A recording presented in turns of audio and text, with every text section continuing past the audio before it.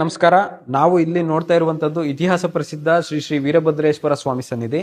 ಇದು ಇರುವಂತದ್ದು ಚಾಮರಾಜನಗರದಿಂದ ಕೂಗಳತೆ ದೂರದಲ್ಲಿ ಬಂದ್ರೆ ಅಮಚವಾಡಿ ಅಂತ ಅನ್ನುವಂತಹ ಒಂದು ಗ್ರಾಮ ಇದೆ. ಅಮಚವಾಡಿ ಗುಡ್ಡದ ಮೇಲಿರುವಂತಹ ವೀರಭದ್ರೇಶ್ವರ ಸ್ವಾಮಿ ಸನ್ನಿಧಿ. ಇದು ಯಾಕಪ್ಪ ವಿಶೇಷತೆ ಅಂತ ಅಂದ್ರೆ, ನೋಡಿ ನೀವು ಇಲ್ಲಿ ಮೇಲೆ ನೋಡ್ತಾ ಇರ್ಬೋದು, ಈ ಬಾಗ್ಲಲ್ಲಿ ಮೇಲೆ ಒಂದು ಶಾಸನನೇ ಇದೆ. ಈ ಶಾಸನ ಹಾಕಿಸಿರುವಂತವರು ಮೈಸೂರಿನ ಪ್ರಸಿದ್ಧ ದೊರೆ ಮುಮ್ಮಡಿ ಕೃಷ್ಣರಾಜ ಒಡೆಯರ್ ಅವರು.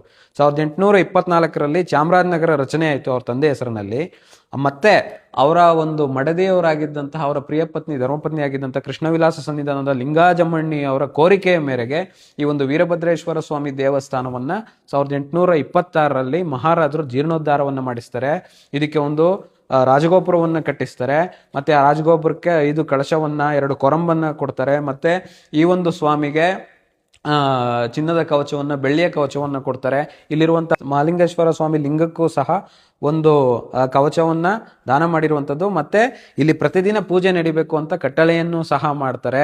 ನೋಡಿ ಎಂತ ಇತಿಹಾಸ ಇರುವಂಥದ್ದು. ನಿಜವಾಗಿಯೂ ಒಂದು ಅದ್ಭುತವಾದಂಥ ದೇವಸ್ಥಾನ. ಈ ದೇವಸ್ಥಾನ ಸುತ್ತ ನೋಡಿದ್ರೆ ನೀವು ಬಹಳಷ್ಟು ಮನೋಜ್ಞವಾಗಿ, ಒಂದು ಏನಂದ್ರೆ ಯಾರಾದ್ರೂ ನೋಡಿದ್ರೆ ಅದನ್ನ ತುಂಬಾ ಇಷ್ಟಪಡುವಂತಹ ದೇವರು. ಈ ತರ ವೀರಭದ್ರೇಶ್ವರನ ನಾವೆಲ್ಲೂ ನೋಡ್ಲಿಲ್ಲ. ಇದು ಇಂಡಿಯಾದಲ್ಲೇ ಮತ್ತೆ ಕರ್ನಾಟಕದಲ್ಲೇ ಇದೊಂದೇ ಕಡೆ ಈ ರೀತಿ ಇರುವಂಥದ್ದು. ಇದು ಅಮಚವಾಡಿ ಗ್ರಾಮದ ಗುಡ್ಡದ ಮೇಲೆ ಇರುವಂಥದ್ದು. ನಾನು ಇಲ್ಲಿನ ಸುತ್ತಮುತ್ತಲ ಗ್ರಾಮಸ್ಥರುಗಳಿಗೆ, ಚಾಮರಾಜನಗರ ಜನತೆಗೆ ಮತ್ತೆ ಅಧಿಕಾರಿಗಳಿಗೆ ಮನವಿ ಮಾಡ್ಕೊಳ್ಳೋದು ಇಷ್ಟೇ. ಇದೊಂದು ಐತಿಹಾಸಿಕವಾದಂಥ ಸುಮಾರು 200 ವರ್ಷಗಳ ಹಳೆಯದಾದಂಥ ದೇವಸ್ಥಾನ. 2026ಕ್ಕೆ ಇದಕ್ಕೆ 200 ವರ್ಷ ತುಂಬಿದೆ. ಈ ಒಂದು ದೇವಸ್ಥಾನವನ್ನ ನಿಜವಾಗಿ ಒಂದು ರೀತಿ ಏನೇನು ಇದಕ್ಕೆ ಆಗ್ಬೇಕಾಗಿದೆ ಕೆಲಸಗಳು, ಮೂಲಭೂತ ಸೌಕರ್ಯಗಳು, ಆ ಎಲ್ಲಾ ಮೂಲಭೂತ ಸೌಕರ್ಯಗಳನ್ನು ಮಾಡಿಸಿ ಈ ಒಂದು ವೀರಭದ್ರ ಸ್ವಾಮಿ ದೇವಸ್ಥಾನವನ್ನು ಉಳಿಸ್ಕೋಬೇಕು, ಒಂದು ಸೇವೆಯನ್ನ ಮಾಡಬೇಕು ಅಂತ ನಾವು ಮನವಿಯನ್ನ ಮಾಡ್ಕೊಳ್ತಾ ಇದೀವಿ. ನಮಸ್ಕಾರ.